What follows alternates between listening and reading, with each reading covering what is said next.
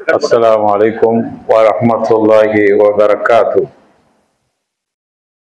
الحمد لله والصلاة والسلام على رسول الله وعلى آله وأصحابه أجمعين، أما بعد، فأعوذ بالله من الشيطان الرجيم. بسم الله الرحمن الرحيم. يا أيها الذين آمنوا اتقوا الله حق تقاته ولا تموتن إلا وأنتم مسلمون. رب اشرح لي صدري ويسر لي أمري واحلل عقدة من لساني يفقه قولي. بفضل الله ورحمته. அல்லாஹ்வுடைய பெருங்கிருபையால் மனித சமுதாயத்தில் குர்ஆன், இறைவேதம் குர்ஆன் எவ்வளவு பெரிய தாக்கத்தை உருவாக்கி உள்ளது என்கிற மைய கருத்தை தலைப்பாக ஆக்கி குர்ஆன் ஏற்படுத்திய தாக்கங்கள் என்கிற இந்த தலைப்பில நான் உங்களுக்கு மத்தியில ஒரு சில கருத்துக்களை பேச பணிக்கப்பட்டிருக்கிறேன். அருமையானவர்களே, குர்ஆன் பெரிய தாக்கத்தை உருவாக்கி இருக்கிறது. குர்ஆன் நேர்வழியை காட்டக்கூடிய ஒரு மறையாக இருக்கிறது. அல்லாஹ் சொல்கிறான், அலிஃப் லாம் மீம் ஸாலிகல் கிதாப் லா ரைப ஃபீஹி ஹுதல் லில் முத்தகீன். இந்த வேதம், அதில எந்த சந்தேகமும் இல்லை, முத்தகீன்களான இறையச்சம் உடையவர்களுக்கே நேர்வழி காட்டும் என்று அல்லாஹ் குறிப்பிடுகிறான். அலிஃப் லாம் ரா கிதாபுன் அன்ஸல்னாஹு இலைக லிதுக்ரிஜ லின்னாஸி மினல் ஸுல்மாத்தி இலன் நூர். ரப்புல் ஆலமீன் சொல்கிறான், கிதாபுன் அன்ஸல்னாஹு, நாம் உமக்கு இறக்கி வைத்திருக்கிற இந்த வேதம் மக்களை இருளிலிருந்து வெளிச்சத்தின் பக்கம் அது கொண்டு போய் சேர்க்கக்கூடியதாக இருக்கிறது. அதே போன்று இன்னொரு வசனத்தில் சொல்கிறான், இன்ன ஹாதல் குர்ஆன், நிச்சயமாக இந்த குர்ஆன் யஹ்தி லில்லதி ஹிய அக்வம், இது நேர்வழி காட்டக்கூடியதாகவும் நிலையானதாகவும் இருக்கிறது. யுபஷ்ஷிரில் முஃமினீன அல்லதீன யஅமலூன ஸாலிஹாத்தி அன்ன லஹும் அஜ்ரன் கபீரா. மோமின்களுக்கு நற்செய்தி சொல்கின்றன இந்த வேதம்.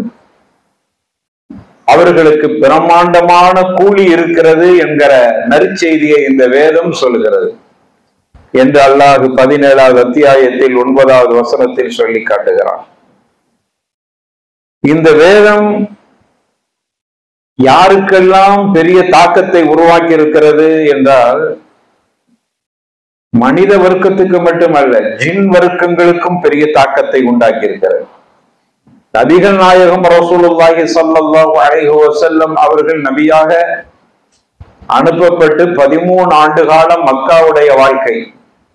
13 ஆண்டு காலம் அல்லாஹ்வுடைய தூதர் ஸல்லல்லாஹு அலைஹி வஸல்லம் இந்த மக்களுக்கு உபதேசம் செய்து மக்கத்து மக்கள் அவர்களை ஏற்றுக்கொள்ளவில்லை. ஒரு சிலர் மட்டும்தான் ஏற்றுக்கொண்டார்கள். அதிலும் பாவப்பட்டவர்கள், அடிமையாக இருப்பவர்கள், அந்நிய மொழியை சார்ந்தவர்கள் அவர்களிடத்தில் இஸ்லாத்தை ஏற்றுக்கொண்டார்கள். பிரமுகர்களாக இருக்கிற மக்கத்து குறைஷிகளாக இருக்கிற மக்காவினுடைய இதயங்கள் என்று பேசப்படக்கூடியவர்களெல்லாம் அவர்களுடைய அந்த கருத்தை ஏற்றுக்கொள்ளவில்லை. நபிகள் நாயகம் மிகவும் சஞ்சலப்பட்டார்கள். அல்லக்க பாகிகுன் நஃப்ஸக அலா ஆசாரிஹிம் இல்லம் யுமினு பிஹாதில் ஹதீஸி அஸஃபா. அல்லாஹ்வே சொல்கிறான், இந்த மக்கள் இஸ்லாத்துக்கு வரவில்லை என்று எண்ணி எண்ணி கவலைப்பட்டு முஹம்மதே, உங்களையே நீங்கள் அழித்துக் கொள்வீர் போல் தெரிகிறதே என்று அல்லாஹ்வே வியந்து சொல்கிற அளவுக்கு நபிகள் நாயகத்தினுடைய கவலையை அல்லாஹ்வே இந்த அளவுக்கு சொல்கிறான். இந்த சமூகம் இஸ்லாத்தை ஏற்றுக்கொள்ளவில்லை என்கிற கவலை அல்லாஹ்வுடைய தூதர் ரசூலுல்லாஹ் ஸல்லல்லாஹு அலைஹி வஸல்லம் அவர்களுக்கு இருந்தது. எனவே அவ்வளவு தூரத்துக்கு கவலைப்பட்டார். இந்த பிரமுகர்களும் ஈரக்கொலைகளாக இருக்கக்கூடிய மக்கத்து முஷ்ரிக்குகளும் ஏற்றுக்கொள்ளவில்லை. இருந்தாலும் ஒரு சின்ன நம்பிக்கை இருந்தது. பக்கத்தில் இருக்கக்கூடிய தாயிஃப் நகரம், தாயிஃப் நகரத்தில் பிரமுகர்கள் இருக்கிறார்கள், முக்கியஸ்தர்கள் இருக்கிறார்கள். அவர்களிடத்தில் போய் சொல்லி அவர்களாவது ஏற்றுக்கொள்வார்கள் என்கிற அந்த நம்பிக்கையோடு தாயிஃப் நகரம் சென்றார். அங்கு போய் அந்த மக்களுக்கு எடுத்து சொல்கிற பொழுது நாம் வரலாற்றை படித்திருக்கிறோம். பல வகையான இன்னலுக்கு ஆளாக்கப்பட்டு நபிகள் நாயகத்தினுடைய கருத்தையே ஏற்றுக்கொள்ள மறுத்தார். அதற்கு மேல் பேசினால் நபிகள் நாயகத்தினுடைய உயிருக்கு ஆபத்து ஏற்பட்டுவிடும் என்கிற நிலை வருகிற பொழுது அவர்கள் அப்படியே மீண்டும் மக்காவுக்கு கவலையோடு திரும்புகிறார். அப்படி கவலையோடு திரும்புகிற சமயம் ஏற்பட்ட ஒரு நிகழ்வுதான். மனிதர்கள் ஏற்றுக்கொள்ளவில்லை, குர்ஆனுடைய கருத்துக்கள் மனிதர்களுக்கு தாக்கத்தை ஏற்படுத்தவில்லை என்கிற கவலையில் அவர்கள் மயக்கமுற்றவர்களாக கர்னுல் மனாசில் என்கிற பகுதியில் இருக்கிறார். இன்னைக்கு நஜித் பிரதேசத்திலிருந்து வரக்கூடியவர்கள், நஜித் என்றால் ரியாது, ரியாது பகுதியிலிருந்து மக்காவுக்கு வரக்கூடியவர்கள் அங்க அவர்கள் எஹ்ராம் கட்டக்கூடிய இடமாக மீகாத்தாக இருக்கிறது. அந்த இடத்தில் நபிகள் நாயகம் வந்து மயக்கத்தோடு படுத்திருக்கிறார். அப்படி படுத்து கவலையோடு குர்ஆனை இந்த சமூகம் ஏற்றுக்கொள்ள மறுக்கிறதே என்று கவலைப்பட்டு வேதனையோடு அவர்களுக்கு பல வகையில் வேதனை, மன ரீதியான வேதனை, உடல் ரீதியான வேதனை. அப்பொழுதுதான் அவர்கள் குர்ஆனை ஓதுகிற பொழுது ஜின்கள் அவர்களுடைய குர்ஆனுடைய கருத்தை ஏற்றுக்கொண்டனர். மனிதர்கள் ஏற்றுக்கொள்ளாவிட்டாலும் கூட ஜின்கள் ஏற்றுக்கொண்டார்கள். அதைத்தான் அல்லாஹ் குர்ஆனிலே சொல்லி காட்டுகிறான். وَإِذْ صَرَفْنَا إِلَيْكَ نَفَرًا مِنَ الْجِنِّ يَسْتَمِعُونَ الْقُرْآنَ. நபிகள் நாயகம் குர்ஆனை ஓதுகிற பொழுது அவர்கள் அந்த ஜின்கள் குர்ஆனை காது தாழ்த்தி கேட்டனர். கேட்ட உடனே அவர்கள் இன்னா சமிஅனா குர்ஆனன் அஜபா, ஆச்சரியமான ஒரு குர்ஆனை நாங்கள் கேட்டோம். நாங்கள் எவ்வளவு கேட்டிருக்கிறோம், ஜின்கள் சொல்கிறார்கள், நாங்கள் எவ்வளவோ கேட்டிருக்கிறோம். ஆனால் இப்பொழுது நபிகள் நாயகத்துக்கிட்ட இருந்து குர்ஆன் என்கிற அடிப்படையில் ஓதினார்களே, இன்னா சமிஅனா குர்ஆனன் அஜபா, ஆச்சரியமான ஒரு வேதத்தை நாங்கள் கேட்டோம். ஃபலம்மா ஹதரூஹு காலு அன்சிது, அவர்கள் அங்கு தங்களுடைய சமூகம் சென்ற பிறகு குர்ஆன் ஓதப்படுகிற பொழுது காது தாழ்த்தி கேளுங்கள் என்று சொல்கிற அளவுக்கு அவர்கள் தங்களுடைய சமூகத்தில் போய் சொன்னார்கள். இன்னா சமிஅனா கிதாபன் உன்சில மின் பஅதி மூஸா, மூஸாவுக்கு பிறகு ஒரு வேதம் அருளப்பட்டிருக்கிறது. முஸத்திகன் லிமா பைன யதை யஹ்தி இலல் ஹக் வ இலா தரீக் முஸ்தகீம் இலா ஆகிரில் ஆயா.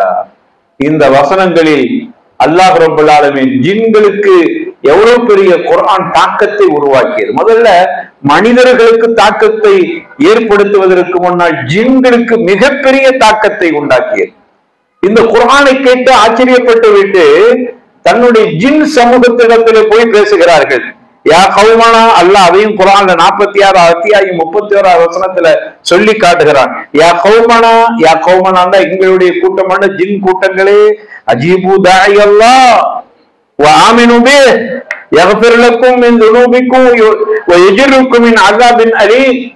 என்னுடைய சமூகமே, ஜின் சமூகமே, அல்லாஹ்வுடைய கட்டளைக்கு நீங்கள் கட்டுப்பட்டு பதில் கொடுங்கள், விசுவாசம் கொள்ளுங்கள். உங்களுடைய ரப்பு உங்களுடைய பாவங்களை மன்னிக்கக்கூடியவனாக இருக்கிறார். ஜின்கள் தங்களுடைய சமூகத்தில் போய் சொல்கிறார்கள்.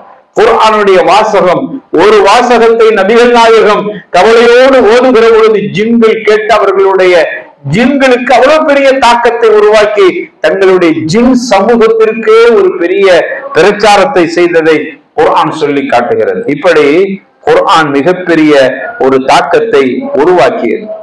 அதே போன்று குர்ஆன் வேதக்காரர்களை எவ்வளவு தூரத்துக்கு தாக்கத்தை உருவாக்கி இருக்கிறது பாருங்கள். அஹ்லுல் கிதாப், வேதக்காரர்கள் என்று சொன்னால் யூதர்களையும் குறிக்கும், கிறிஸ்தவர்களையும் அஹ்லுல் கிதாப் என்று சொல்வார்கள். அவர்கள் வேதக்காரர்கள், அவர்களை எவ்வளவு தூரத்துக்கு தாக்கத்தை உருவாக்கி இருக்கிறது பாருங்கள். அல்லாஹ் குர்ஆன்ல சொல்கிறார், 5வது அத்தியாயம் 83வது வசனத்தில் அல்லாஹ் சொல்கிறார், வைதா சமிஉ மா உன்ஸில இலர் ரசூலி தரா அயுனுஹும் தஃபீது மினத் தம்இ மிம்மா அரஃபு மினல் ஹக்கி யகூலுன ரப்பனா ஆமன்னா ஃபக்துப்னா மஅஷ்-ஷாஹிதீன். இத அல்லாஹ் சொல்றான். வைதா சமிஉ மா உன்ஸில இல ரசூல், இந்த தூதர் அளவில இறக்கி அருளப்பட்ட இந்த வேதத்தை கேட்டால், அந்த அகுலு கிதாபுகள் கேட்டால், தராயுனும் அவர்களுடைய கண்களிலிருந்து தஃபீது மினத் தம்இ கண்ணீர் வடிகின்றன. குர்ஆனுடைய வாக்கியங்கள் அவர்களுடைய கல்முகளில் பாய்கின்றன, கண்கள் கண்ணீரை கொட்டுகின்றன. அவ்வளவு பெரிய தாக்கத்தை குர்ஆன் உருவாக்கி இருக்கிறது. குர்ஆனுடைய வாசகத்தை ஓதுகிற பொழுது அவர்களுடைய கல்புகள்ல அவ்வளவு பெரிய ஒரு தாக்கத்தை உருவாக்கிய காரணத்தால் கண்கள் கண்ணீரை கொட்டுகிறது. மிம்மா அரஃபு மினல் ஹக், ஹக் என்னதுதான் என்று அவர்கள் அறிந்து கொள்கிறார். அல்லாஹு அக்பர், அல்லாஹு அக்பர், அஷ்ஹது அன் லா இலாஹா இல்லல்லாஹ், அஷ்ஹது அன்ன முஹம்மதர் ரசூலுல்லாஹ், ஹய்ய அலல் ஸலாஹ், ஹய்ய அலல் ஃபலாஹ், அல்லாஹு ஸலாஹ், அல்லாஹு ஸலாஹ், அல்லாஹு அக்பர், அல்லாஹு அக்பர், லா இலாஹா இல்லல்லாஹ். அவர்களுக்கு அவ்வளவு பெரிய தாக்கத்தை உருவாக்கி இருக்கிறது. உடனே அவர்கள் என்ன சொல்றாங்க தெரியுமா? கண்கள் கண்ணீரை கொட்டுகிறது, கல்வுகளில் அவ்வளவு பெரிய மாற்றத்தை ஏற்படுத்தி இருக்கிறது. யகூலுன ரப்பனா ஆமன்னா ஃபக்துப்னா மஅஷ்-ஷாஹிதீன், நாங்கள் இந்த வேதத்தை கொண்டு விசுவாசம் கொள்கிறோம் என்று அவர்கள் சொல்கிற அளவுக்கு குர்ஆன் அவ்வளவு பெரிய மாற்றத்தை உருவாக்கியது. எனவே குர்ஆன்ல அவ்வளவு பெரிய ஒரு தாக்கமும் அவ்வளவு பெரிய வலிமையும் இருக்கிறது. அதே போன்று நஜாஷி மன்னர் அல்லது நஜ்ஜாஷி மன்னர், நபிகள் நாயகம் ரசூலுல்லாஹி ஸல்லல்லாஹு அலைஹி வஸல்லம் அவர்கள் முதலாக சஹாபாக்களை ஹிஜ்ரத்துக்கு அனுப்பிய ஒரு தேசம்தான் ஹபஷா என்கிற அந்த ஹபஷா நாட்டிற்கு அனுப்புறார். அங்கு ஒரு மன்னர் இருந்தார், அவரு நஜாஷி. அந்த மன்னர் நபிகள் நாயகம் ரசூலுல்லாஹி ஸல்லல்லாஹு அலைஹி வஸல்லம் இப்படி ஒரு நபி வந்திருக்கிறாங்க, இப்படியான கருத்துக்களை சொல்றாங்க என்கிற விவாதங்கள் நடந்த பொழுது சூரத்து தாஹா ஓதப்பட்டது அவருடைய முன்னிலையில். அப்பொழுது அவர் இத்தனைக்கும் அரபு அல்ல, அவருக்கு மொழிபெயர்த்து சொல்லப்பட்டட நபிகள் நாயகத்துக்கு அருளப்பட்ட வேதம் இந்த வேதம் தான், இந்த குர்ஆன் தான் என்று சூரத்து தாகாவை ஓதுகிற பொழுது அதை அரபு மொழியும் அந்த பகுதியினுடைய ஹபஷா மொழியும் தெரிந்தவர் மொழிபெயர்த்து சொல்கிறார். நஜாஷி மன்னரை பார்க்கிறாங்க, அவர் அப்படியே கண்ணீர் வடித்து அந்த ஏடு நலையும் அளவுக்கு கண்ணீர் வடித்தார். அவர் அந்த அளவுக்கு இந்த குர்ஆன் மிகப்பெரிய தாக்கத்தை உருவாக்கியது. அதே போன்று பார்க்கிறோம், வரலாற்றில் துஃபைல் என்று ஒருவர் இருந்தார். அந்த துஃபைல் யமன் தேசத்தை சார்ந்தவர், யமாமா பகுதியில வசித்து வந்தவர். அந்த காலத்தில் யமாமா என்பது யமன் தேசத்தை சார்ந்தது. இன்று யமாமா என்பது சவுதி அரேபியாவில் இருக்கிறது. அன்றைய காலத்தில் யமாமா என்பது அது யமன் தேசத்தை சார்ந்தது. அந்த பகுதியில் வசித்தவர் தான் துஃபைல். தௌசி என்று சொல்வார். பொதுவாக யமன் தேசத்துல உள்ளவங்களை தௌசி என்று சொல்வார். அதே போன்று இவர் தௌசி, துஃபைல் என்று சொல்லக்கூடியவர். இந்த துஃபைல் மிகப்பெரிய கவிஞர். அவரை பற்றி வரலாற்றிலே குறிப்பிடப்படுகிறது, ரஜுலன் ஷரீஃபன் ஷாயிரன் லபீபன். அவருக்கு இவ்வளவு பெயர் கொடுக்கப்படுகிறது. ரொம்ப கண்ணியமான மனிதர், மிக சிறப்புக்குரிய மனிதர், மிகப்பெரிய கவிஞர், அறிவு சார்ந்த மனிதர், அழகான மனிதர், இவ்வளவு பெரிய சிறப்புகளை உள்ளடக்கிய ஒரு மனிதர். இவர் யமன்ல இருந்து அன்று அவர்கள் வருகிறார்கள். நபிகள் நாயகம் ஸல்லல்லாஹு அலைஹி வஸல்லம் அவர்கள் மக்காவில் இருக்கிற பொழுது மக்காவுக்கு வருகிறார். மக்காவுக்கு வந்த உடனே குறைஷிகள் அவரை சந்திக்க போறாங்க, துஃபைல. ஏனென்றால் துஃபைலை பற்றி அவர்களுக்கு தெரியும். அன்றைய காலத்துல அரபு மக்களை பொறுத்தவரையில அரபு கவிகளுக்கு அடிமைப்பட்டு கிடந்தார். துஃபைல் பெரிய கவிஞர், மிகப்பெரிய சிறப்புக்குரிய ஒரு குடும்பத்தை சார்ந்தவர், அவ்வளவு பெரிய ஒரு ஆளுமை உள்ளவர்.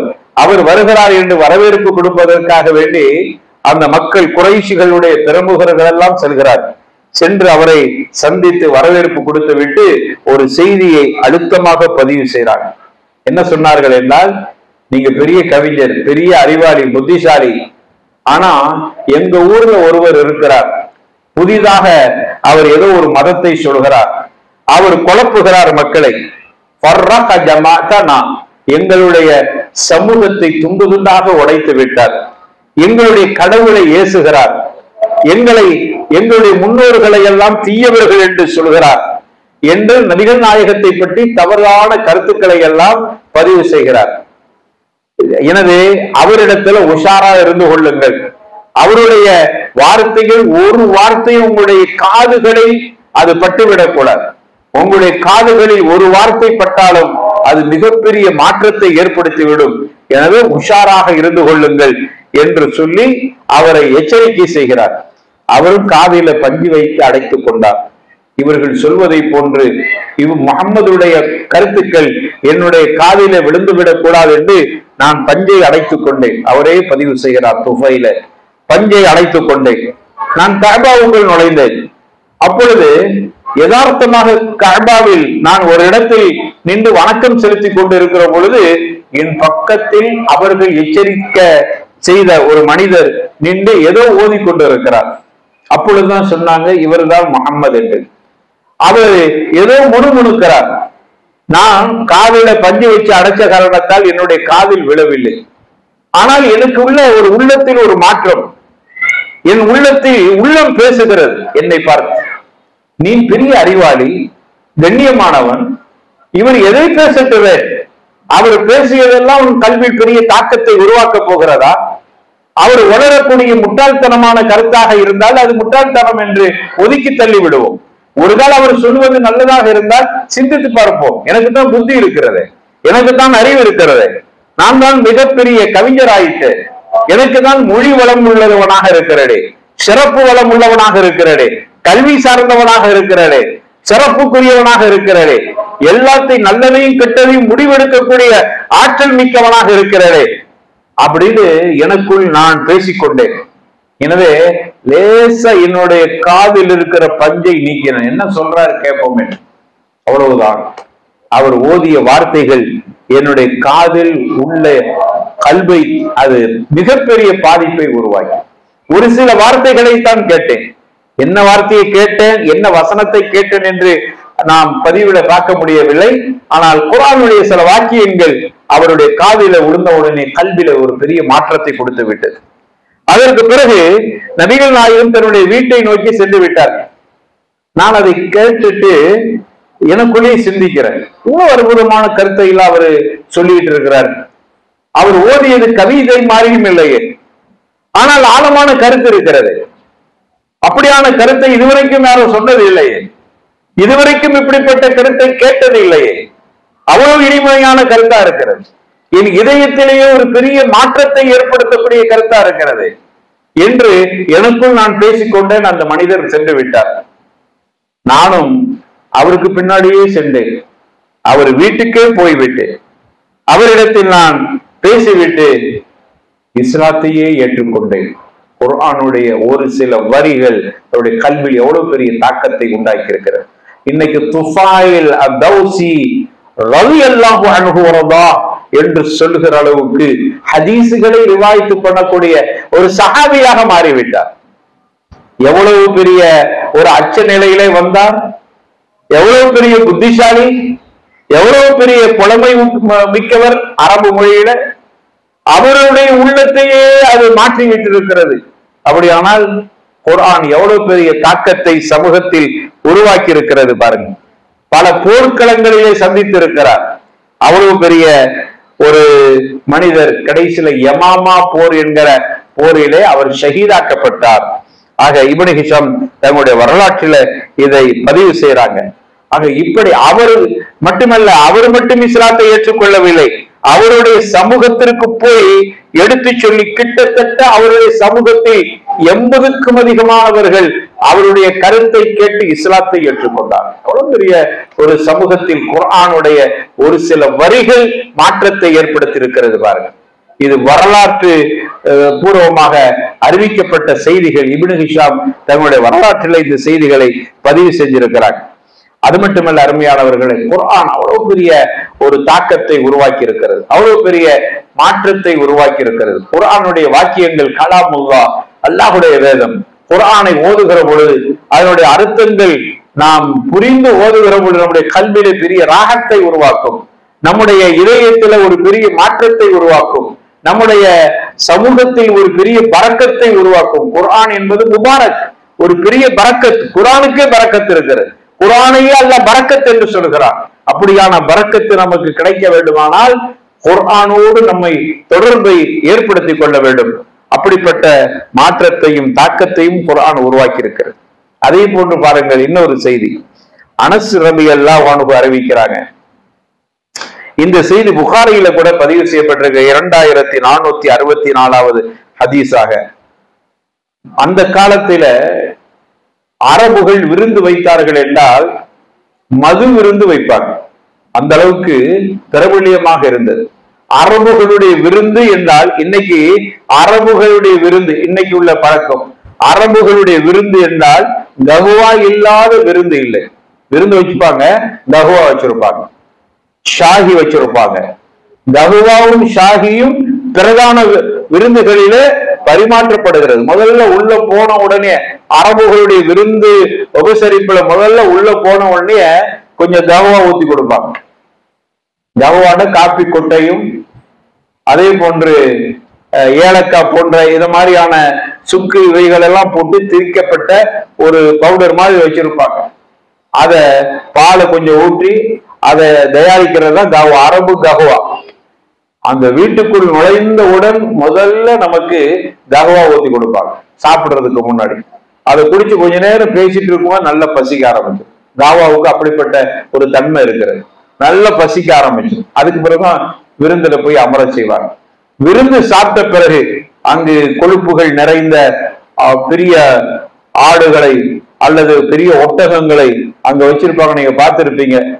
அதை சாப்பிட உட்காரும் போது இறைச்சி துண்டுகளாக சாப்பிடுவார்கள். சோறு கம்மியா தான் சாப்பிடுவாங்க, இறைச்சியா சாப்பிடுவாங்க. அதெல்லாம் சாப்பாடு முடிந்த பிறகு அப்புறம் ஒரு கஹுவா குடிப்பாங்க. அந்த கஹுவா அவர் சாப்பிட்ட கொழுப்புகள் எல்லாம் எரிச்சு கரிச்சு ஒண்ணு இல்லாம ஆக்கி அவர் படுக்க போகும்போது லேச பசிக்கிற மாதிரி இருக்கும்போது தான் தூங்குவார். அப்பதான் அவர் ஃபஜ்ருக்கு கரெக்டா தஹஜ்ஜுதுக்கே எழுந்துருவார். நல்லவர்களாக தொழுகை இபாதத்து உள்ளவர்கள் தஹஜ்ஜுது கூட எழுந்திருவாங்க. நம்மெல்லாம் அந்த வெயிட்டை சாப்பிட்டோட ஃபஜ்ருக்கே எந்திரிக்க முடியாது. ஆனால் அந்த கஹுவாவுக்கு அவ்வளவு வலிமை. அப்போ இன்னைக்கு அரபுகள்கிட்ட உள்ள பழக்கம் கஹுவா. அன்னைக்கு ஒரு பழக்கம் இருந்தது. அது என்னோட விருந்து என்றாலே மது இல்லாத விருந்து இல்லை, அப்படி இருந்துச்சு. அப்படியான ஒரு சமூகம் அந்த சமூகம். மதுவுக்கு ஒரு பேர் இருக்குது, கரம் என்ற பேர் இருக்கிறது. ஏன் மதுவுக்கு கரம் என்று பேர் வந்தது? கரம் என்று சொன்னால் அது தானம் தர்மம் செய்யக்கூடிய அந்த இனப் என்கிற திராட்சைக்கு அந்த பேர். தானம் தர்மம் செய்யக்கூடிய ஒரு மனநிலையை உருவாக்கக்கூடியது. அவர்கள் மது சாப்பிடுகிறார்கள். ஏன் மது சாப்பிடுகிறார்கள் தெரியுமா? அதிகமாக தர்மம் செய்ய வேண்டும் என்பதற்காக மது சாப்பிடுவார். மது சாப்பிட்டு விட்டால் தர்மம் செய்ய வேண்டும். அதனாலதான் அந்த மது தயாரிக்கிற அந்த திராட்சைக்கு இனம் என்று ஒரு பேர் அரபுல இருந்தாலும் கரம் என்கிற ஒரு பேரும் இருக்கிறது. கரம் என்று சொன்னால் சண்டை என்ற அர்த்தம், அதிகம் கொடை வாரி வழங்குதல் என்ற அர்த்தம். அந்த திராட்சை சாறு உள்ள போன உடனே, மதுவாக உள்ள போன உடனே அவர் குடிக்கிறதுக்கு முன்னாடி ஒரு நியத்து பண்ணிக்கிறார். அரபுகள் அப்படித்தான் குடிப்பார்கள். நான் சொல்றதெல்லாம் கற்பனை இல்லை, வரலாற்றுல பதிவு செய்யப்பட்டிருக்கிறது.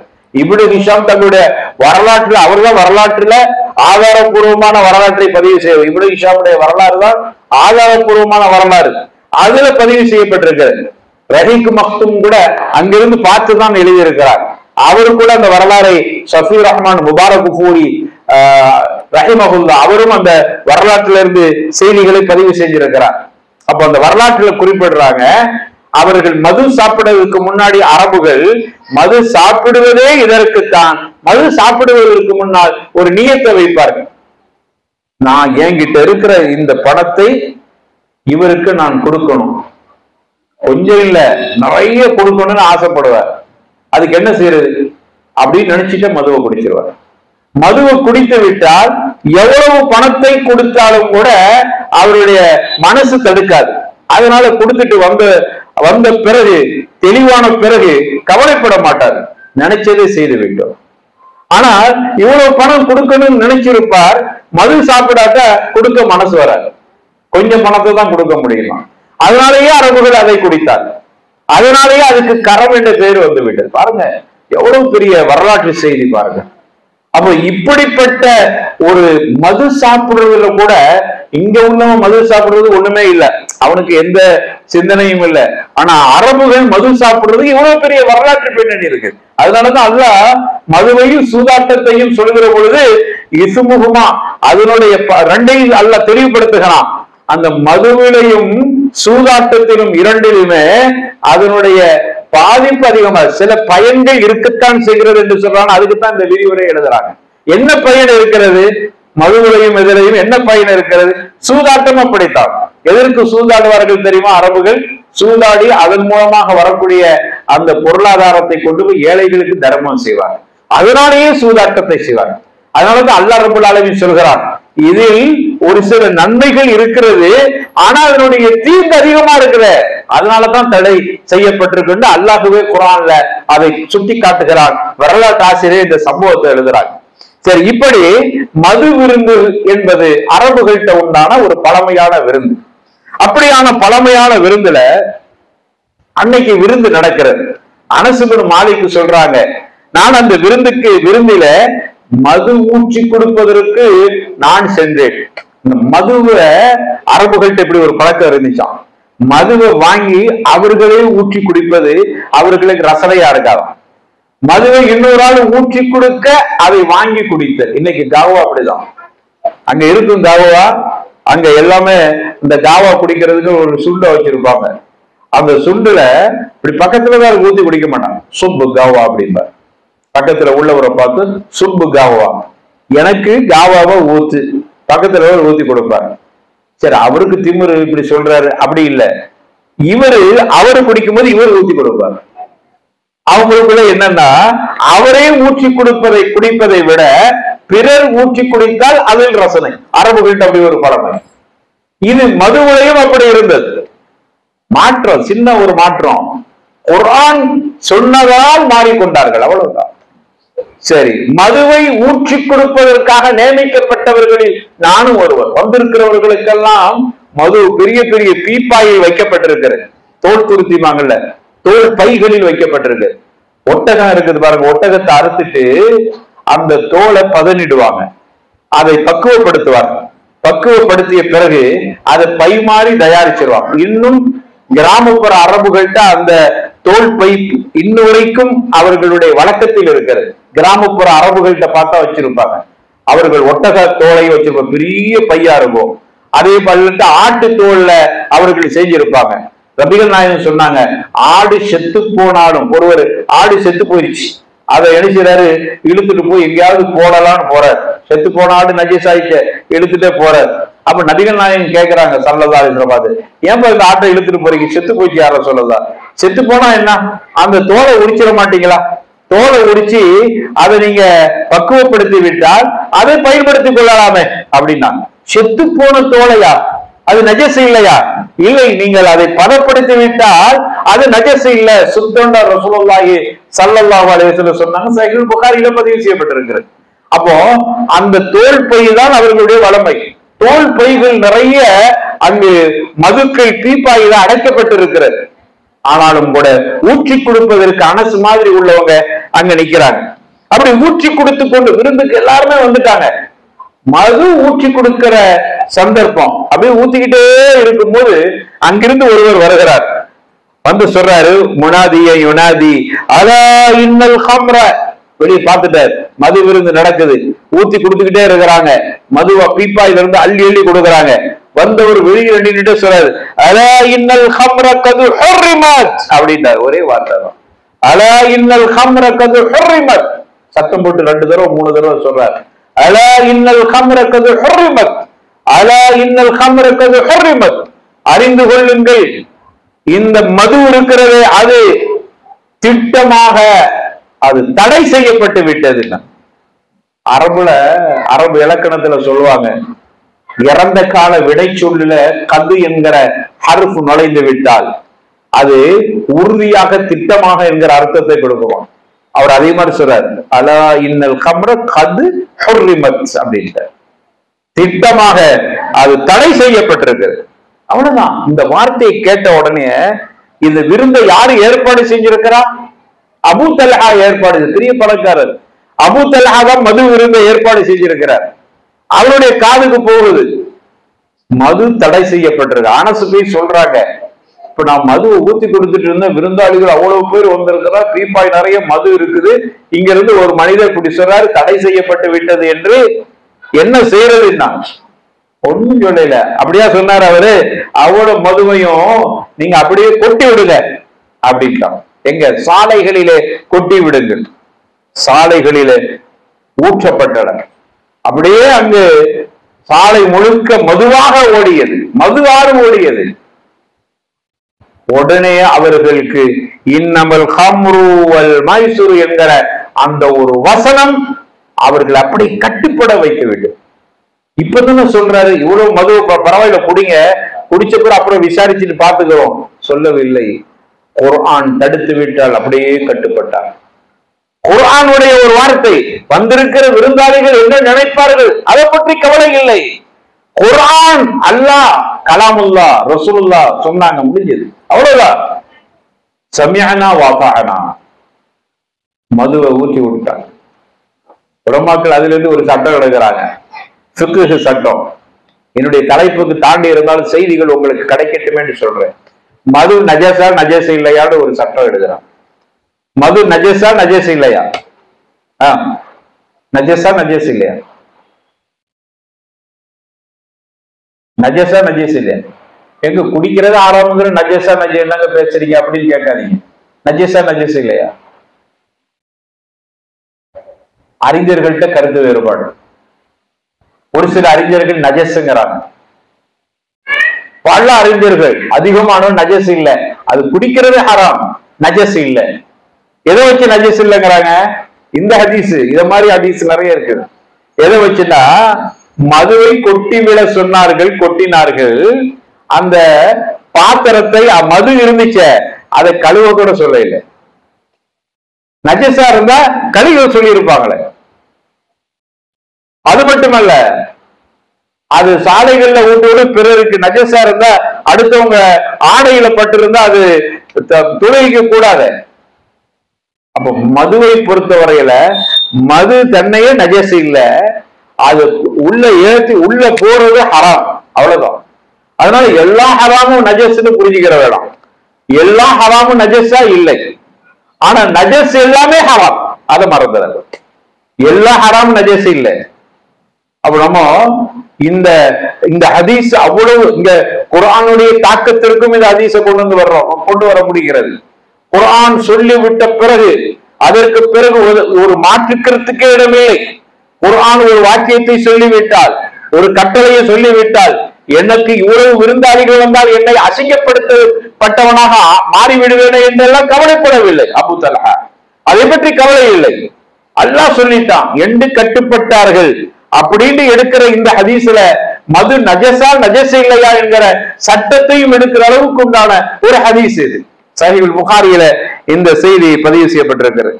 அப்பொழுதுதான் அங்கு இருந்த சிலர் முணுமுணுத்து கொண்டார்கள்.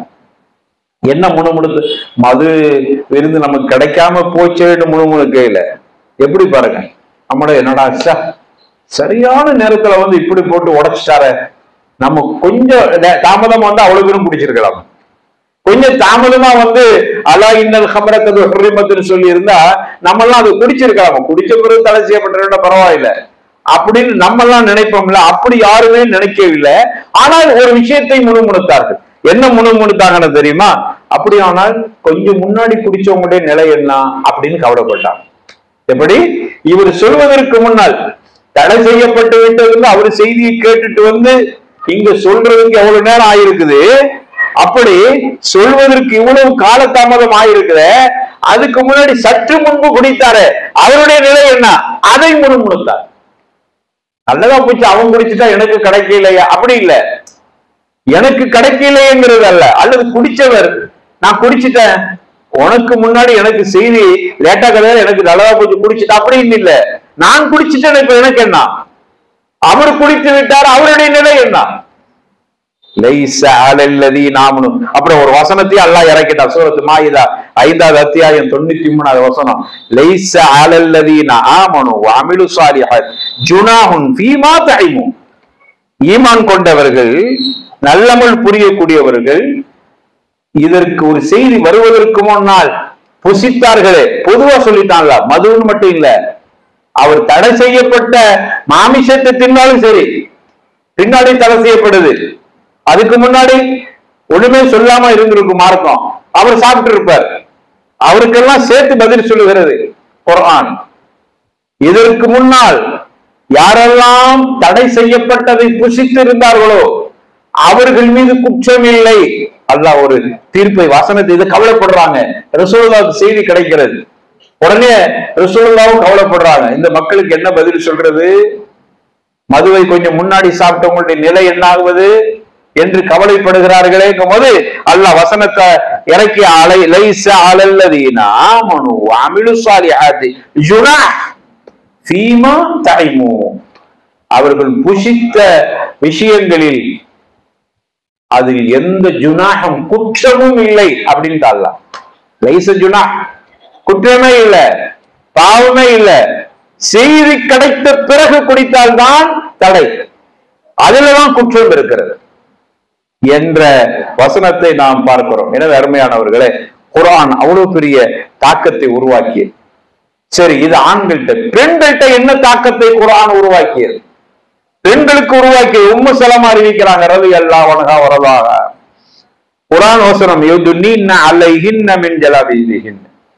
குர்ஆனுடைய ஒரு வார்த்தை, உங்களுடைய திரையை நீங்கள் கொஞ்சம் தொங்க விடுங்கள், பருதாவை கொஞ்சம் தொங்க விடுங்க, அவ்வளவுதான் என்கிற இந்த செய்தி வந்தவுடன் பெண்கள் தங்களை முழுமையாக மறைத்துக் கொண்டார்.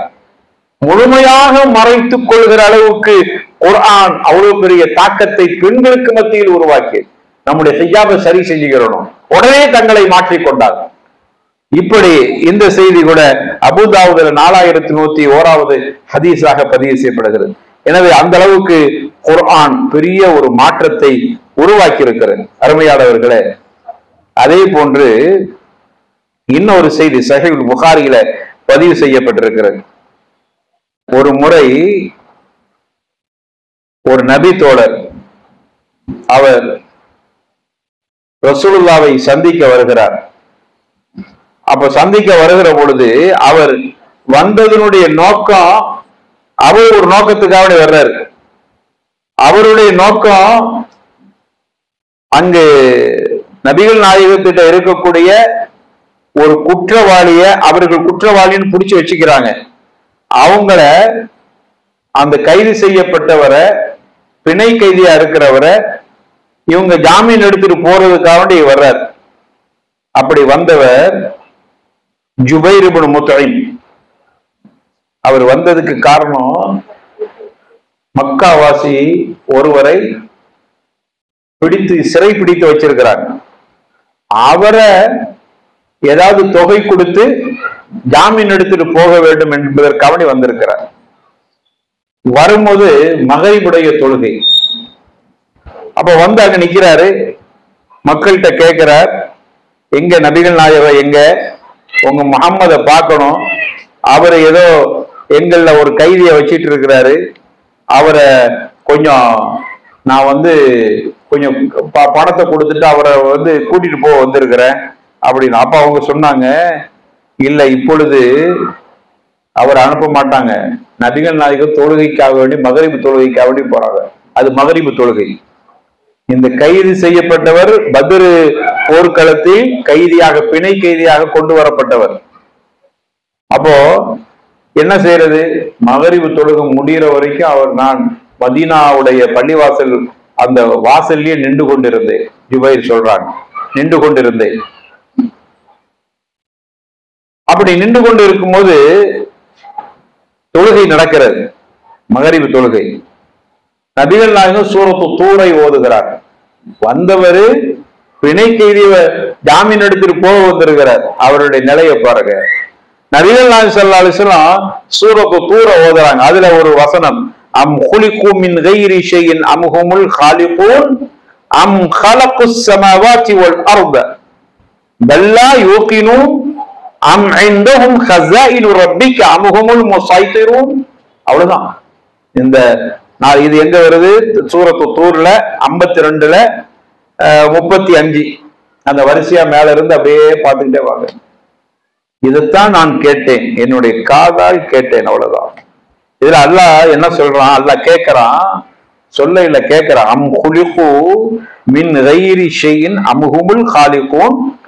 நீங்க உங்களை யாராவது படைச்சானா, அல்லது நீங்க தாங்களாகவே நீங்க உருவாகிட்டீங்களா, அல்லது உங்களையே நீங்கள் படைச்சுக்கிட்டீங்களா? ஒன்ன படைச்சது அல்லாவா இல்லையா? நீ அதையே மறுக்கிறா, அதையே ஏற்றுக்கொள்ளவில்லை. அதுக்கு தான் அல்லாஹ் கேட்கிறான், அம் குலிகு மின் கைரி ஷைஇன் அம் ஹுமுல் காலிகூன். நீ தாமாகவே படைக்கப்பட்டாயா, அல்லது உன்னை யாராவது படைச்சாங்களா, அல்லது உன்னையே நீ படைத்துக் கொண்டாயா? அம் கலகுஸ் ஸமாவாதி வல் அர்த். வான பூமியை படைச்சது யாரு? கொஞ்சம் யோசித்துப்பார். பல்லா யூகினூன். இன்னும் இதுல உறுதி கொள்ள மாட்டீர்களா? அடுத்து கேட்கிறான், அம் இன்தஹும் கஸாயினு ரப்பிக அம் ஹுமுல் முஸைத்திரூன். நீங்க கொஞ்சம் சிந்திக்க கூடாதா? இந்த பொக்கிஷங்களும் இந்த ஆளக்கூடிய உரிமையும் உங்களுடைய இறைவனிடத்தில் தானே இருக்கிறது, அல்லது வேற யார்கிட்ட இருக்குதா? இதெல்லாம் அல்லாஹ்வுடைய கேள்வி. இந்த வசனங்களை அவங்க ரசூலுல்லாஹ் ஓதிக்கிட்டு இருக்கிறாங்க. என்னுடைய இதயம் எப்படி ஆயிட்ட பாருங்க. புகாரில அந்த செய்தி பதிவு செய்யப்படுகிறது. அவர் சொல்றாரு, காத கல்பி அன் யதீர, காத கல்பி அன் யதீர. என்னுடைய இதயம் அப்படியே வெளியில் வந்து, கல்பு வெளியில வந்து அது பறந்து விடுவதை போன்று ஆகிவிட்டது. கல்பு பறந்து போயிருமோ என்று சொல்ற அளவுக்கு அந்த வசனம் எனக்கு அவ்வளவு பெரிய தாக்கத்தை உருவாக்கி முடிஞ்சிச்சு. அதுக்கு பிறகு எங்க கைதியை கூட்டிட்டு அவரை இஸ்லாத்துக்கு வந்துட்டார். குர்ஆன் அவ்வளவு பெரிய தாக்கத்தை உருவாக்கி இருக்கிறது. சரி, இப்படி வரலாறுகளை நம்ம சொல்லிட்டு போகலாம். வரலாறை தெரிந்து கொண்டு இந்த சபையிலிருந்து நீங்கள் எந்திரிச்சு போறதுக்காக வேண்டி நான் வந்து உட்காரவில்லை. அல்லது நீங்களும் இந்த வரலாறுகளை வேற எங்கேயும் படிக்கிறதுக்கு உங்களுக்கு வாய்ப்பு இருக்கத்தான் செய்கிறது. இங்க நமக்கு ஒரு கேள்வி என்னன்னா, இவ்வளவு பெரிய தாக்கங்களை உருவாக்கிய குர்ஆன் ஏன் நமக்கு இன்னுமே அது ஒரு சிறிய அளவு கூட ஒரு தாக்கத்தை உருவாக்கவில்லையே? அதுதான் இந்த சபையில இங்க பேசப்படக்கூடிய செய்தியினுடைய முத்தாய்ப்பு. அதுதான் நமக்கு என்ன தாக்கத்தை உருவாக்கி இருக்கிறது குர்ஆன். இன்னைக்கு குர்ஆனுக்கு எனக்கு என்ன தொடர்பு இருக்கிறது? நாம் ஒவ்வொருவர்களும் முஹாசபா செய்ய கடமைப்படுறோம்.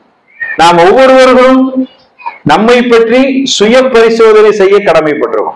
அவர்களுக்கு குர்ஆன் அப்படி ஒரு தாக்கம் உருவாக்கிடுச்சு. கடந்த கால வரலாறு மட்டுமல்ல, இப்பொழுதும் பார்க்கிறோம். குர்ஆனை கேட்பதன் மூலமாக மாற்றம் ஏற்பட்டவர்கள் ஏராளம் ஏராளம். குர்ஆனுடைய செய்திகள் என்னை இப்படி செய்து விட்டன. குர்ஆனுடைய மொழிபெயர்ப்பு, அதை நான் படித்தேன், அதனால் ஈர்க்கப்பட்டேன்.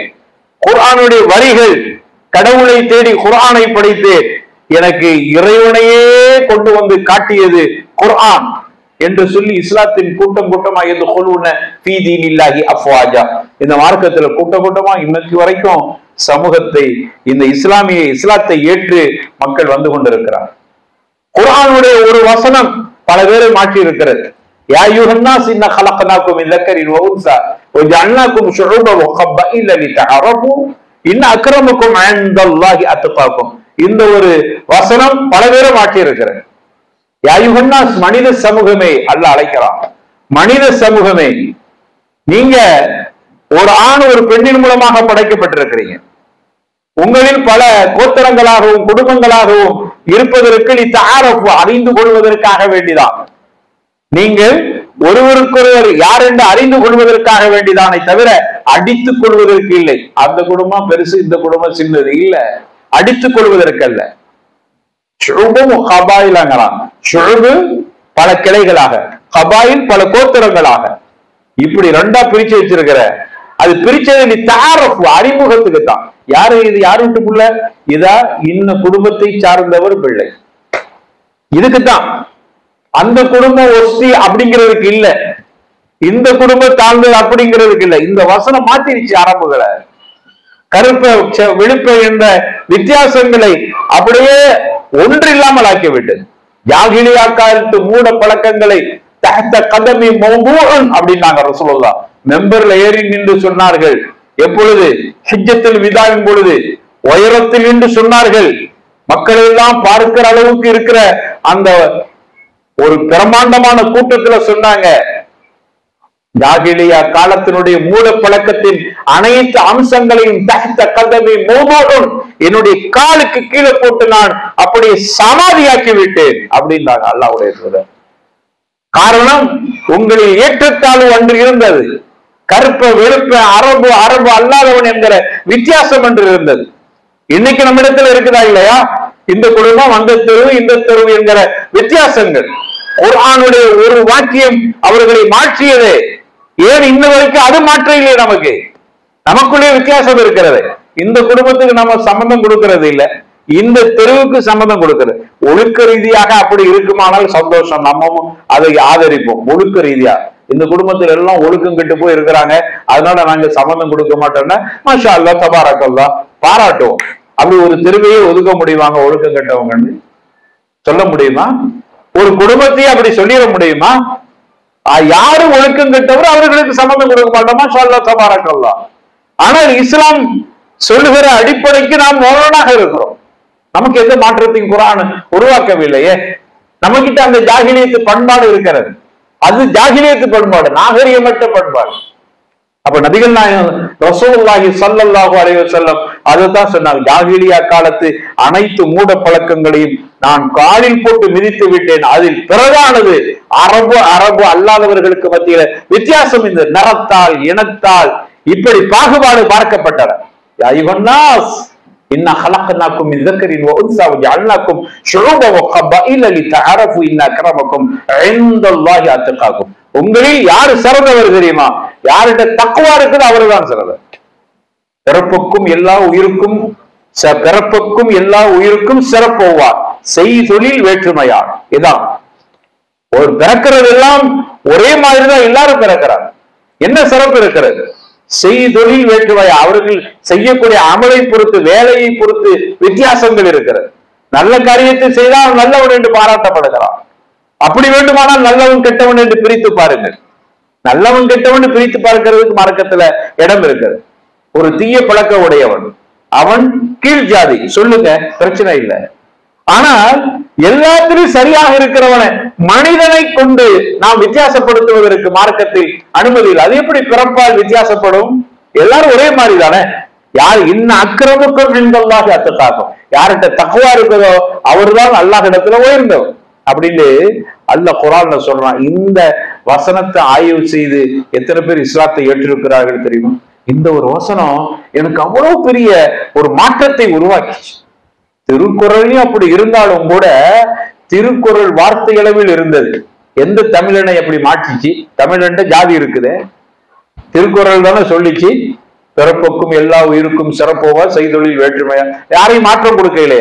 ஆனா குர்ஆன் மாற்றிச்சே. பிலாலுக்கும் உமருக்கும் வித்தியாசம் இல்லை. பிலாலை பார்த்து செய்யதுனான்னு சொன்னாங்க.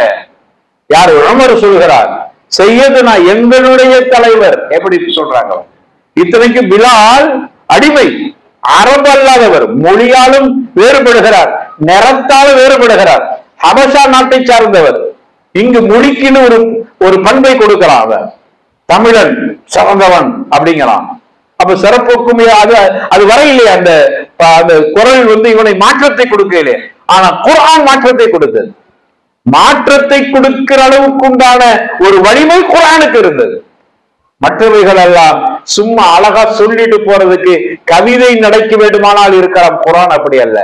பல பேர்களுடைய கல்புகளை மாற்றி இருக்கிறது, பல பேர்களுடைய உள்ளங்களை பிரட்டி போட்டு இருக்கிறது. அது குர்ஆனுடைய மிகப்பெரிய தத்துவம், முஅஜிஸா. குர்ஆன் ஒரு முஅஜிஸா, அற்புதம். என்ன அற்புதம்? வாழும் அற்புதம். மற்ற நபிமார்களுக்கு கிடைத்த அற்புதங்கள் எல்லாம் மறைந்து விட்டன. மூசாவுக்கு கிடைச்ச அற்புதம் மறைந்து விட்டது. வரலாற்றுல சொல்லப்படுகிறது, குர்ஆன் சொல்கிறது, அவ்வளவுதான். ஆனா இல்லை, அது வாழும் அற்புதம் இல்லை. அதே போன்று சுலைமான் அலைஹிஸ்ஸலாத்து வஸ்ஸலாம், அது ஒரு பெரிய அற்புதம். பல்கீசுடைய சிம்ஹாசனம் கொண்டு வரப்பட்டது, அது ஒரு அற்புதம். மறைந்தது, அது இல்லை. ஆனால் குர்ஆன் வாழும் அற்புதம், கியாமத் வரைக்கும் இருக்கிறது. இந்த குர்ஆன் பல பேர்களுடைய உள்ளங்களில் மாற்றத்தை ஏற்படுத்தி இருக்கிறது. குர்ஆன் பல பேர் இஸ்லாத்தின் பக்கம் நோக்கி வருவதற்கு குர்ஆன் சான்றாக இருக்கிறது. குர்ஆனை கொண்டு போய் கொடுக்கிற இடங்கள் எல்லாம் பெரிய மாற்றம் ஏற்பட்டு கொண்டிருக்கிறது. குர்ஆனுடைய வரிகளை அவர் தெளிவாக படித்தால் நிச்சயமாக அவர் சார்ந்திருக்கிற மார்க்கத்தை, மதத்தை தூக்கி போட்டுவிட்டு இஸ்லாத்தை நோக்கி வருவார். கலிமத்து ஷஹாதத்தை சொல்லிவிட்டு வருவார். காரணம், குர்ஆன் கலாமுல்லாஹ், அல்லாஹ்வுடைய வேதம். நமக்கு என்ன தாக்கத்தை உருவாகி, முஸ்லிம்களாக இருக்கக்கூடிய நமக்கு என்ன மாற்றத்தை ஏற்படுத்தியது, நம்முடைய வாழ்க்கையில் என்ன மாற்றத்தை ஏற்படுத்தியது? குர்ஆன் படி வாழ்கிறோமா? எனக்கு எதில் ஈடுபாடும் உடன்பாடும் எனக்கு சாதகமாக இருக்கிறது, நான் குர்ஆனை சார்ந்து இருக்கிறேன். இப்படிதான் நம்ம பேசிக்கிறோம், பேச இல்லை, நடந்துக்கிறோம். எப்படி குர்ஆனில் சாதகமா இருப்பதையெல்லாம் குர்ஆன் சொன்னா என்று நம்ம வழி நடந்து கொள்கிறோம். எனக்கு பாதகமாக சொல்கிற மாதிரி தெரிந்தால் அது பாதகமா சொல்லல, சரியா சொல்லுது. ஆனா எனக்கு பாதக மாதிரி தெரியுது. அப்படியானால் கொஞ்சம் குர்ஆனை ஒதுக்கி வச்சுக்கிறீங்களே, பின்னாடி பாத்துக்கிறோமே, நாட்டு சட்டம் என்னவோ அதை பாத்துக்கிறோமே.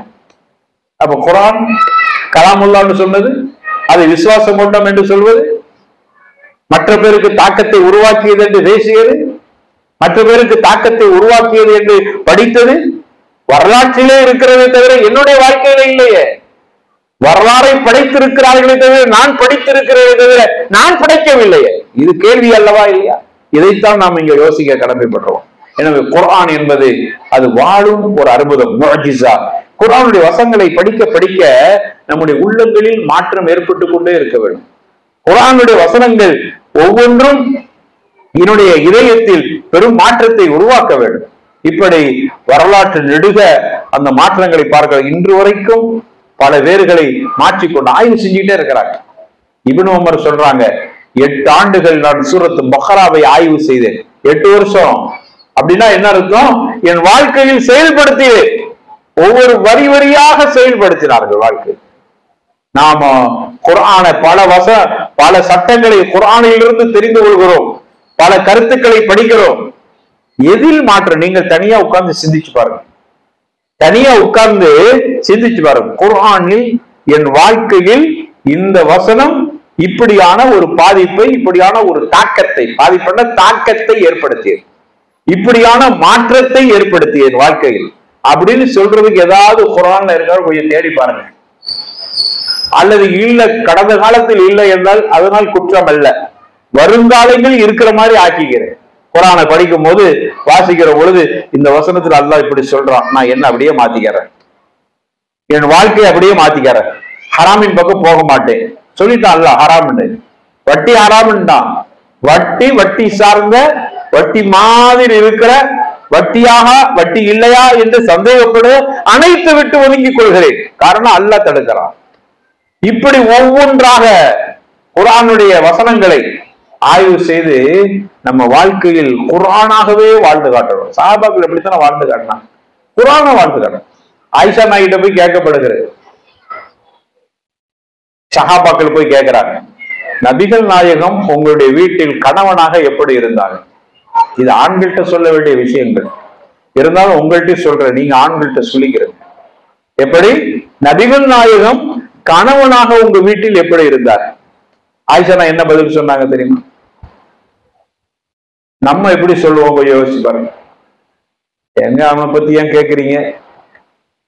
வெளியில வேண்டாம், உங்களுக்கு நல்லவரா தெரியலாம், வீட்டுக்குள்ள வந்து பார்த்தா தெரியும். ஏதாவது நமக்கு முடியுமோ அதை கொஞ்சம் சொல்லி வைக்கலாம். இல்லைன்னா சொல்ல விரும்பல, கருத்து சொல்ல விரும்பல, அப்பவுமே பாதி முடிவு பண்ணிடலாம்.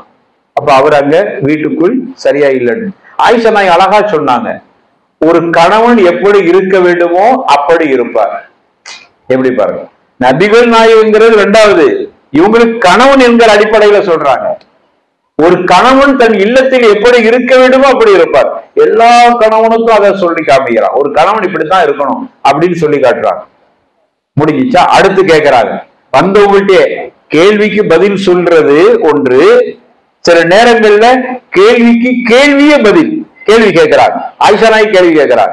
கேள்வி கேட்டவங்க கேள்வி எப்படி, ஹல் தக்ரஊனல் குர்ஆன் அப்படி கேட்டார். ஹல் தக்ரஊனல் குர்ஆன், நீங்கள் குர்ஆனை ஓதவில்லையா, படிக்கவில்லையா? அப்ப அவங்க சஹாபாக்கள் சொன்னாங்க, நாம். போய் கேட்கிறவங்க ஒரு 4-5 பேர் போனாங்க. நாம் குர்ஆனை நாங்க ஓதத்தானே செய்கிறோம், எங்களுக்கு படிச்சிருக்கிறோம். அப்படியான கான குலுகுஹு குர்ஆனா, குர்ஆன் என்ன சொல்றதோ அதான் நபிகள் நாயகத்தினுடைய வாழ்க்கை, அதான் நபிகள் நாயகத்தினுடைய பண்பாடு. குர்ஆன் தான் அவங்களுடைய அஹ்லாக் அப்படின்னா. குர்ஆன் 2ஆ பிரிக்கிறாங்க, ஒன்னு அகீதா, மற்றொன்று அஹ்லாக். குர்ஆன் 2 பகுதி. ஒன்று கொள்கை சார்ந்த விஷயங்களை குர்ஆன் பேசுகிறது, மற்றொன்று குர்ஆன் அகீதா அஹ்லாக் சம்பந்தப்பட்ட, குணாதிசயம் சம்பந்தப்பட்ட, ஒரு நற்பண்பு சம்பந்தப்பட்ட விஷயங்களை குர்ஆன் பேசுகிறது. இரண்டில் எது நம்மகிட்ட இல்லையோ குர்ஆனை பாதி எடுத்துட்டு பாதியை விட்ட மாதிரி ஆயிரும். ஒருவர் அகீதாவை மட்டும் எடுத்துக்கிட்டார், ஷிர்க்லாம் வைக்க மாட்டார், மாஷா அல்லாஹ் தபாரக்கல்லாஹ், அகீதால பக்காவா இருக்கிறார். ஆனா அஹ்லாக் இல்ல. வீட்டுல போய் கேட்டா மனைவி, அவனை பத்தி பேசாதீங்க, ஏதோ புருஷங்கிற பேர்ல இருக்கிறான், பிள்ளைய பெத்தாச்சு, இருந்துட்டு போட்டு அப்படின்னு சொல்ற. ஆனா அக்கீதால அவரு பக்காவா இருக்கிறாரு. இப்ப ஒரு பக்கா முஸ்லிமா, முக்கா முஸ்லிமா? குர்ஆன்ல பாதி எடுத்துக்கிட்டார், இப்ப முக்கா முஸ்லிம், பக்கா முஸ்லிம் இல்ல அவரு. ஏனென்றால் குர்ஆனின் பாதி எடுத்துட்டு பாதியை விட்டுட்டார். ஒருத்தர் அஹ்லாக்கு பண்புல அப்படியே உயர்ந்து நிற்கிறார், நல்ல மனுஷன், நல்ல மனுஷன், ஆனா எல்லா பலாயி ஷிர்கையும் செய்யறார். இப்ப குர்ஆன்ல பாதி எடுத்துக்கிட்டார், மீதியை விட்டுட்டார். இவரும் பக்கா இல்ல, முக்காதான். ஏன்னா குர்ஆன் 2ஐயுமே பேசுகிறது, அகீதாவை பேசுகிறது, பண்பாடை. அதுக்குதான் ஆயிஷா அழகா சொன்னாங்க, ரலியல்லாஹு அன்ஹா, என் கணவரை பற்றி கேட்கிறேன், நீங்க குர்ஆனை ஓதி இருக்கிறீங்களா? ஓதி இருந்தால் குர்ஆன் தான் நபிகள் நாயகம், அது அவங்களுடைய குணம், அவங்களுடைய பண்பாடு, அது என்ன சொல்றது அதான் அவங்க வாழ்க்கையில இருந்தது நபிகள் நாயகத்துக்கிட்ட.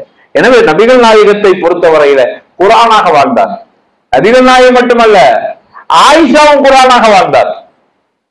ஆயிஷாவும் குர்ஆனாக வாழ்ந்தார். அதனாலதான் அவங்க நல்ல மனைவியாக இருக்க முடிந்தது. அந்த ஒரு நாள் நபிகள் நாயகம் உடல்நிலை பாதிக்கப்பட்டு இருக்கிற பொழுது ஐன அனகதன் அப்படின்னு கேட்கிறாங்க. ஐன அனகதன் கேள்வியை பாருங்க. நாளைக்கு நான் எங்கிருப்பேன் அப்படின்னு கேட்கிறாங்க. உடம்பு சரியில்லாம ஆயிடுச்சு, ஏக காலத்துல 9 மனைவி இருக்கிறாங்க. நாளைக்கு நான் எங்கிருப்பேன், இந்த கேள்வியை என்ன புரிஞ்சுக்கிட்டோம் நம்ம? எந்த மனைவி கிட்ட இருக்க போறேன்னு கேள்வி. அப்போ சரி கொஞ்சம் இருங்க நபிகள் நாயகம், கொஞ்சம் 1 minute, நாங்க மஷூரா பண்ணிட்டு சொல்றோம் அப்படின்னு 9 மனைவி சொன்னாங்க. என்ன முடிவு எடுத்தாங்க? ரசூலுல்லாஹ்வுடைய கேள்வியில் அவர்களுக்கு பதிலும் சேர்ந்து இருந்தது. எப்படி புரிஞ்சுக்கிட்டாங்க பாருங்க. நபிகள் நாயகத்தினுடைய கேள்வி நாளைக்கு நான் எங்க இருப்பேன், அப்பதான் என்ன சொல்லி இருக்கணும்? நபிகள் நாயகமே, நாங்க மஷூரா பண்ணிட்டு உங்களுக்கு சொல்றோம் எந்த மனைவிட்டு இருக்கணும் அப்படி சொல்லல. எந்த மனைவி மாறும் எப்படி சொன்னாங்க தெரியுமா? நபிகள் நாயகம் ஆயிஷாவுடைய வீட்டில் இருப்பதற்கு விருப்பப்படுறாங்க. முடிவு எடுத்தாங்களா இல்லையா? கேள்விக்கும் இவர்கள் எடுத்த முடிவுக்கு ஏதாவது சம்பந்தம் இருக்கிறதா? ரசூலுல்லாஹ் கேள்வி கேட்டாங்க, இல்லை, அதுல சம்பந்தம் இருக்கிறது. அவர்கள் புரிந்து கொண்டார்கள். நபிகள் நாயகத்தினுடைய கேள்வியில் இருக்கக்கூடிய உள்ரங்கத்தை புரிந்து கொண்டார். இதுதான் ஒரு மனைவி. கணவன் ஒரு ஜாடையா கேட்கிற பொழுது கூட அதனுடைய உண்மை நிலை ஜவாபை தெரிஞ்சு வச்சிருப்பா. அவதான் சரியான மனைவி. நமக்கு தான் ஒட்டுமை இல்லையா, சும்மா பேருக்கு தான். அவர் ஏடிஎம், இவர் வேலைக்காரி. அவர் நினைக்கிறார் இவளுக்கு அவர் ஏடிஎம், அவருக்கு இவள் வேலைக்காரி. இதுதான் கணவன் மனைவி உறவு. இஸ்லாம் இப்படித்தான் சொல்லுகிறதா? 2 பேரை வைத்து பேச வேண்டிய விஷயம் தான் இது. எனக்கு புரிகிறது, நான் எல்லாத்தையும் சொல்ல இல்லை. அப்போ ஒரு குர்ஆனாக இருந்தார்கள் என்றால் பண்பாட சொல்லுது குர்ஆன். நம்ம வெறும் அக்கீதா மட்டும் தான் படிச்சிருக்கோம் குர்ஆன் மூலமா. குர்ஆன் இருந்து படிக்க வேண்டிய விஷயங்கள், என்னுடைய வாழ்க்கையை படிக்க வேண்டியது குர்ஆன்ல படிக்க வேண்டும். இந்த உலகத்தை தெரிகிறது குர்ஆன்ல தெரியும். குர்ஆனை உலகத்தை பற்றி பேசுகிறது. இஅலமு அன்னமல் ஹயாத்துத் துன்யா லஐபுன் வலஹுன் வஸீனத்துன் வதஃபாகுருன் வதகாசுருன் ஃபில் அம்வாலி வல் அவ்லாத். உலகத்தை பற்றி பேசுது குர்ஆன். உலகத்தை படிப்பதற்கு நீங்கள் வேறு எங்கும் செல்ல வேண்டாம், குர்ஆனை படி உலகத்தை முழுமையாக தெரிந்து கொள்ளலாம். சஹாபாக்கள் குர்ஆனை படித்து உலகத்தை தெரிந்து கொண்டார்கள். அதனாலதான் உலகத்துல சரியாக வாழ்ந்தார்கள். நம்ம உலகமே நம்முடைய வாழ்க்கையை நினைச்சு வாழ்றோம். ஏன் தெரியுமா? குர்ஆனை சரியா படிக்கலன்னு அர்த்தம். எல்லாத்துக்கும் தீர்வு குர்ஆன்.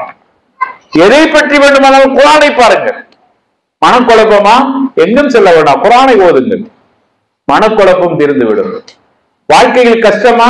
குர்ஆனை ஓதுங்க. குர்ஆன் முபாரக்குன்னு அல்லாஹ்வே குர்ஆன்ல சொல்றான். அன்சல்னாஹு முபாரக்குங்கிறான். முபாரக்குன்னா பரக்கத் பொருந்தியது. பணக்காரன் ஆகணுமா? குர்ஆனை படியுங்க. அல்லாஹ்வே சொல்றான், பங்கிஹுல் அயாமா மின்கும் வஸாலிஹீன மின் இபாதிக்கும் வ இமாஇக்கும் இயக்கும் ஃபுகரா யுக்னிஹுமுல்லாஹு மின் ஃபத்லிஹி வல்லாஹு வாசிஉன் அலீம். ரப்பல் ஆலமீன் சொல்லி முடிச்சு.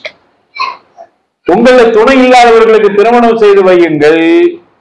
ஃபுகராவாக, நீங்கள் வறியவராக இருந்தால், மிஸ்கீன் இல்ல, மிஸ்கீனால் கொஞ்சம் பரவாயில்லை, மிஸ்கீனை விட கீழே தான் பக்கீர். பக்கீர்னா பக்கீர் சரம்பூர்ல சொல்லணும், பக்கீர் ஒண்ணுமே இல்லாதவர்.